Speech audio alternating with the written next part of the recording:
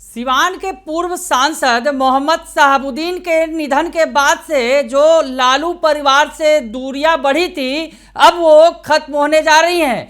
कल का डेट काफी महत्वपूर्ण होने वाला है आरजेडी के लिए और लालू परिवार के लिए। लालू परिवार के फिर करीब आएंगे शहाबुद्दीन के बेटे ओसामा साहब। कल वो आरजेडी ज्वाइन करने जा रहे हैं। नमस्कार, दर्शन न्यूज में आपका स्वागत है। मैं हूं अनुराग। इस वक्त की बड़ी खबर सामने आ रही है।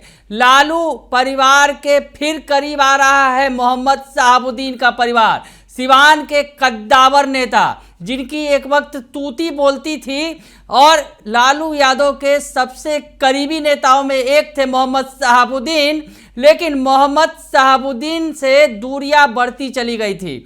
दरअसल मोहम्मद शहाबुद्दीन दिल्ली के तिहाड़ जेल में बंद थे, जहां उनका निधन हो गया था और इसके बाद से मोहम्मद शहाबुद्दीन के परिवार से लगातार लालू परिवार की दूरियां बढ़ती चली गई थी। ये वक्त आपको बताएं कि 1 मई 2021 को मोहम्मद शहाबुद्दीन का इंतकाल हो गया था। जेल में बंद थे और वहां पर उनकी तबीयत खराब हुई थी और उसके बाद इलाज के दौरान उनका निधन हो गया था। और इसके बाद से ही जो कुछ घटनाक्रम हुआ, उसके बाद परिवार के बीच की दूरियां बढ़ती ही चली गई थी।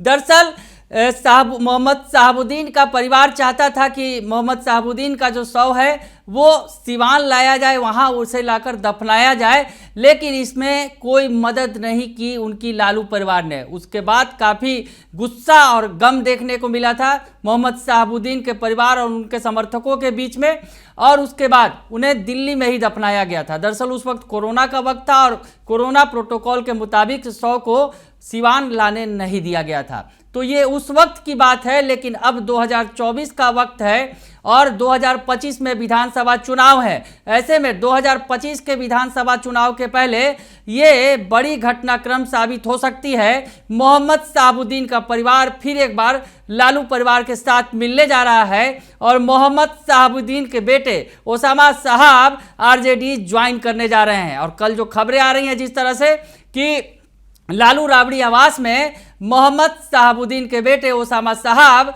आरजेडी ज्वाइन करेंगे। तेजस्वी यादव की मौजूदगी होगी और लालू यादव भी मौजूद रहेंगे, बताया ये जा रहा है। तो ये बड़ी खबर निकलकर सामने आ रही है 2025 के विधानसभा चुनाव के लिहाज से, जो और भी ज़्यादा बड़ी है। आपको बताएं कि पिछले दिनों लालू और तेजस्वी से गुपचुप मुलाकात हुई थी हिना साहब और उनके बेटे ओसामा साहब की, और बात हुई थी आरजेडी एमएलसी के आवास पर, विनोद जायसवाल के आवास पर, और वहां पर जो है बात के बाद अब ये बड़ी घटनाक्रम सामने आ रही है। तो ये बड़ी खबर है और 2025 के लिहाज से बड़ी सफलता अगर कहा जाए आरजेडी के लिए, क्योंकि जिस तरह से आरजेडी माई समीकरण के बूते यानी मुस्लिम यादव समीकरण के बूते आज इतने लंबे वक्त तक राज कर रहे हैं लालू यादव और आरजेडी, तो ऐसे में माई समीकरण के माई यानी मुस्लिम समाज को अगर कहा जाए लेकर चलते थे, मुस्लिम समाज को जो अगर प्रतिनिधित्व करने वाले थे वो मोहम्मद शहाबुद्दीन थे। और मोहम्मद शहाबुद्दीन के साथ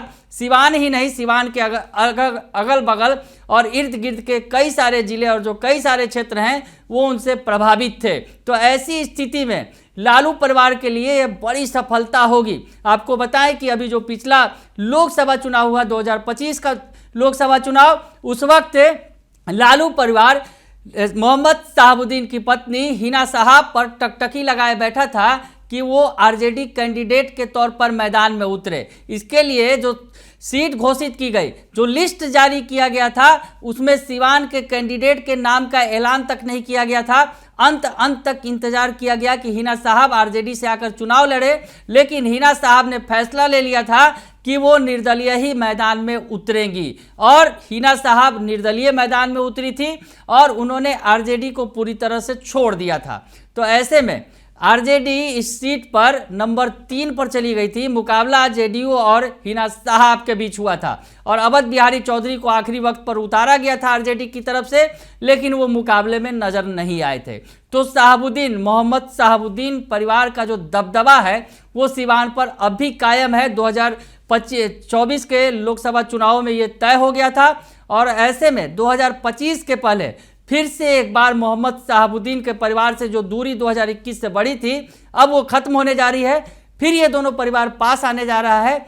वैसे में माई समीकरण इन इलाकों में, जो भोजपुरी बेल्ट है, एक बड़ा बेल्ट है और बड़ी सीट की संख्या है यहाँ पर, तो वो इलाका अब मजबूत होने जा रहा है आरजेडी के लिहाज से, क्योंकि मोहम्मद शहाबुद्दीन के बेटे ओसामा साहब अब तेजस्वी के साथ खड़े होने वाले हैं, आरजेडी का दामन थामने वाले हैं।